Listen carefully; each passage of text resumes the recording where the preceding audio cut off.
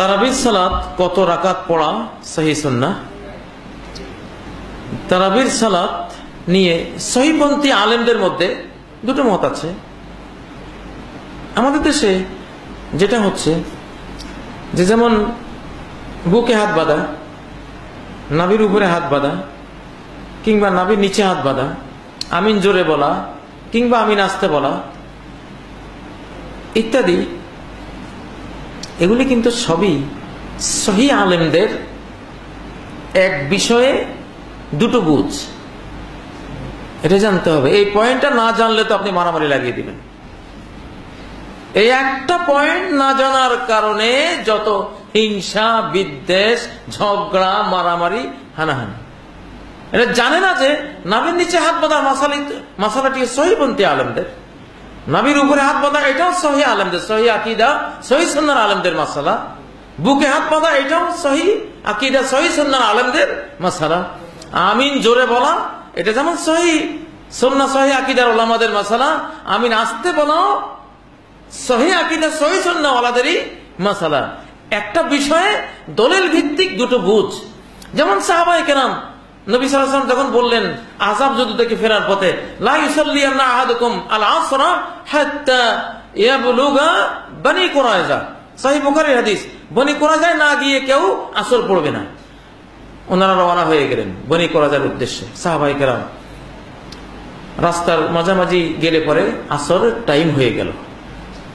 এখন এই হাদিসটা যে কিছুতেই আসর পড়বে না বনি কুরাইজায় না গিয়ে, এই হাদিসটা বুঝতে গিয়ে সাহাবীদের দুরকম বুঝ হয়ে গেল। সাহাবীদের মধ্যে আমরা আর আপনারা কি? সাহাবীদের মধ্যে সহিহ আকীদা, সহিহ সুন্নাহ সাহাবীদের মধ্যে এই হাদিস বুঝতে গিয়ে কয়টা বুঝ হলো? দুটো বুঝ হয়ে গেল। একদল বুঝেছেন যে এটা নবীজি যেহেতু বলেছেন ওখানে না গিয়ে পড়া যাবে না, অতএব আমরা রাস্তায় পড়বো না, ওখানে গিয়ে পড়ব। আরেক দল সাহাবী বুঝেছেন না, যেহেতু সময় হয়ে গেছে, যেহেতু কোরআনে আছে ইন্না সলাতা কানাত আলাল মুমিনিনা কিতাবাম মাওকুতা, সময় হয়ে গেলে সালাত ফরজ হয়ে গেল, অতএব নবী তো এটার বিরুদ্ধে, আল্লাহর কথার বিরুদ্ধে কি নবী যাবেন? কোনোদিনও না। অতএব সামগ্রিক জ্ঞানের বিচারে বোঝা যায় যে রাস্তায় পড়লেও নবীজির অনুমতির বাইরে যাবে না জিনিসটা। তাদের বুঝ হয়েছে এটা, তারা রাস্তায় পড়ে নিয়েছেন। আরেক দল বনি কুরাইজায় গিয়ে পড়ে নিয়েছেন। নবীজির কাছে মাসালা গেল, ইয়া রাসূলুল্লাহ, সাহাবীরা তো আপনার হাদিসটি বুঝতে গিয়ে দুই রকম বুঝে ফেলেছেন, এখন কি হবে?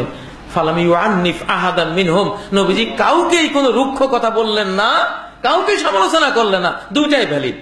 আমরা করে কি নাভির উপরে হাত বাঁধছে, বুকের হাত বাঁধছে, মারামারি কিলাকিলি লাগাই দিলে মসজিদ থেকে বের করে, মূর্খতা। খবরদার, এগুলি কেউ করবেন না। আমরা আর আপনারা তো মানুষ। দুইজন নবী একই বিষয়ের বিচার করলেন। ওয়াদাউদ ওয়া সুলাইমান ইয ইয়াহকুমান ফিল হারসি ইয নাফাসাত ফীহি গনামুল কওমি, ওয়া কুননা লিহুকমিহিম শাহিদিন। দাউদ আর সুলাইমান দুই বিচারককে স্মরণ করো, যখন ছাগলের পাল ক্ষেতের মধ্যে পড়ে ক্ষেত বরবাদ করে দিয়েছে, তখন দাউদ আর সুলাইমান দুজনে দুটো বিচার করলো। তাদের সেই বিচারের আমি সাক্ষী ছিলাম। আল্লাহ বলেন,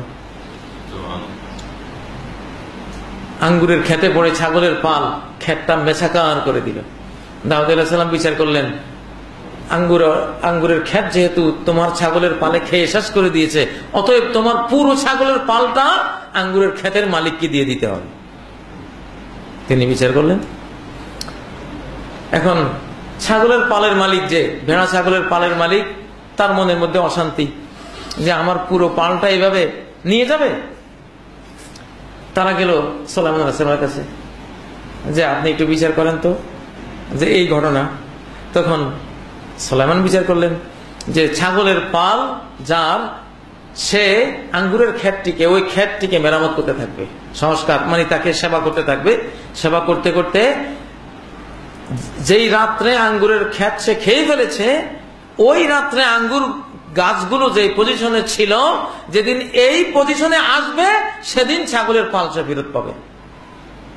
আর ততদিন পর্যন্ত ছাগলের পাল ক্ষেতের মালিকের কাছে থাকবে, সে দুধ খাবে, সুযোগ সুবিধা সব সে নেবে। মাসালা একটা, বুঝ কয়টা? দুইটা হয়ে গেছে।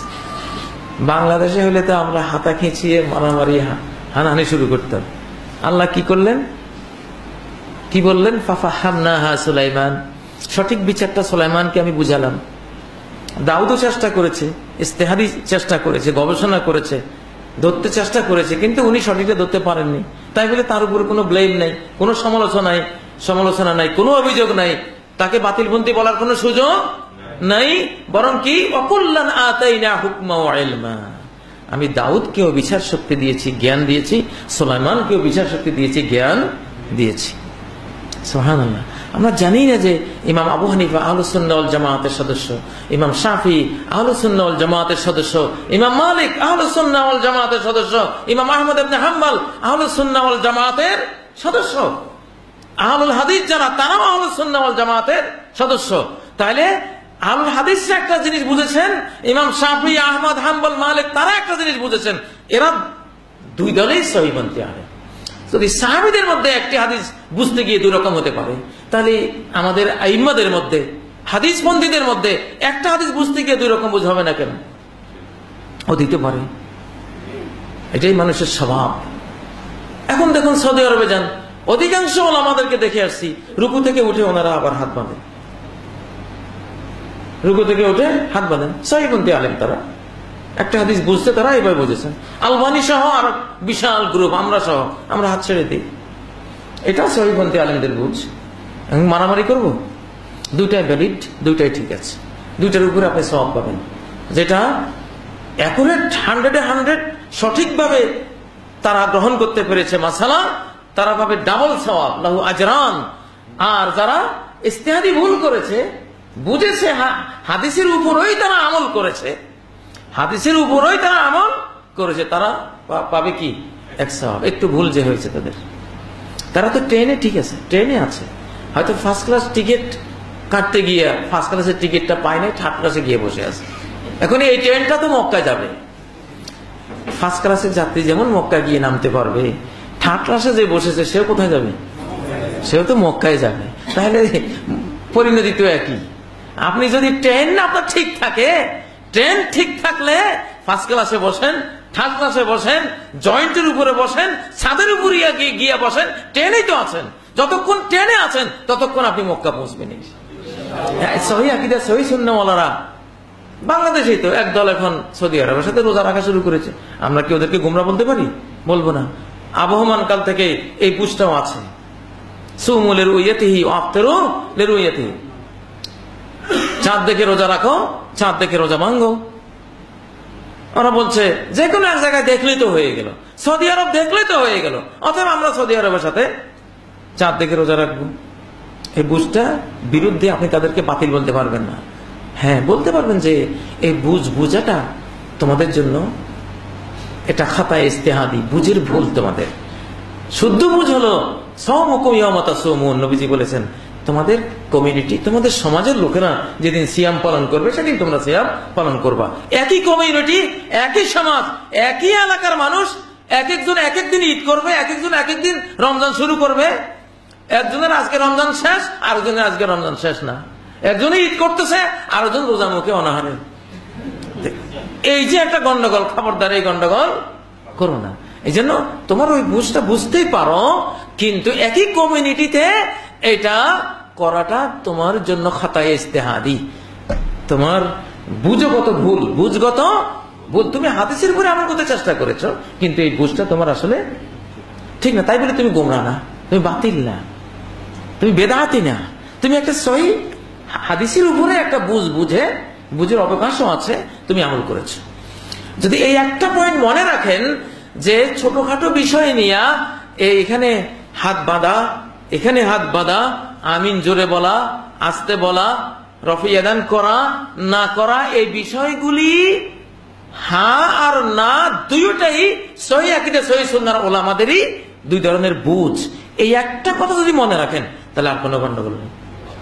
সুবহানাল্লাহ, ঠিক কি না? গন্ডগোল শেষ, শয়তানের আর কোনো সুযোগ নাই। আমরা মুসলিম ভাই হাত এখানে বাঁধলেও ভাই আলহামদুলিল্লাহ কেমন আছেন, হাত নিচে বাঁধলেও ভাইজান কেমন আছেন, আমিন জোরে বললো ভাইজান, আসতে বললেও ডানে বামে একজনে আসতে বলছে ভাইজান কেমন আছেন, ডানে জোরে বলছে ভাইজান কেমন আছেন।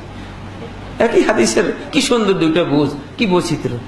এটা ভালো জিনিস, ভালো জিনিস। ওয়ালা ইয়াজালুনা মুখতালিফিনা ইল্লা মান রাহিমা রাব্বুক। একটা ইখতিলাফ আছে খারাপ, সেটা হলো একজন মুসলমান আর একজন কাফের, একেবারে একজন পশ্চিমের যাত্রী আরেকজন পূবের যাত্রী, একজন জাহান্নামের যাত্রী আরেকজন জান্নাতের যাত্রী। এই ইখতিলাফটাই হলো ইসলামে মাযমুম। কিন্তু একই ট্রেনে আছি, কেউ ফার্স্ট ক্লাস, কেউ সেকেন্ড ক্লাস, কেউ থার্ড ক্লাস। এই ইখতিলাফ মাযমুম না। যার যার সামর্থ্য অনুসারে ট্রেন ঠিক আছে, যাত্রাপথ ঠিক আছে, সব ঠিক আছে, একই স্টেশনে একই গন্তব্যে তারা গিয়া পৌঁছবে, ঠিক না? এখন আপনি ফার্স্ট ক্লাসে বসে আছেন, এই জন্য থার্ড ক্লাস ওয়ালারা বেদাতি, থার্ড ক্লাস ওয়ালারা এরা ইসলামের দুশ্মন, থার্ড ক্লাস ওয়ালারা কোনো মানুষই না, মানুষের কাতারাই পড়ে না। আর যদি এটা বলেন তাহলে কি হবে? আর থার্ড ক্লাস ওয়ালাদের সংখ্যা বেশি, আর ফার্স্ট ক্লাস ওয়ালার কয়টা লোক বাইর করে এগুলি ট্রেন থেকে, এগুলি ফার্স্ট ক্লাস করে একবারে সবসময়। ভাই first class, second class, third ক্লাসে কোনো গন্ডগোল নাই, আপনারা একই জায়গায় পৌঁছবেন, ঠিক আছে? হ্যাঁ, অতএব এটা নিয়ে এই ইখতিলাফগুলি বোঝা উচিত, যেগুলি কি ধরনের জিনিস, কাদের ইখতিলাফ। এগুলি সব সহিহ আকীদা, সহিহ সুন্নাহর উলামাদের ইখতিলাফ, মানে বুঝের বিভিন্নতা, বুঝের বিভিন্নতা যেটা ভ্যালিড। হাযা ইখতিলাফুন সাইর, এই বুঝের বিভিন্নতাকে ইসলামের শরিয়া বলা হয় এটা বৈধ বিভিন্নতা, বৈধ বিভিন্নতা, এটা জায়েজ। কিন্তু কিছু ইখতিলাফ আছে সুন্নাত আর বিদআত, ওইটা কি না, ওটা বৈধ না। হ্যাঁ, একদম দুরূদ পড়ে, একদম মিলাদ পড়ে, সে ট্রেন থেকে জাম্পি পড়ে গেছে, যে মিলাদ পড়ছে সে ট্রেন থেকে কি লাফাই পড়ে গেছে, এইটা তো হলো না, ঠিক আছে? এই তো মক্কায় পৌঁছবে না, এই তুর্কিস্তান পৌঁছবে। যাই হোক, অতএব জায়গা মতো থাকলে থার্ড আর ফার্স্ট আর সেকেন্ড যে ক্লাসে পান, আপনার গন্তব্য ঠিক আছে।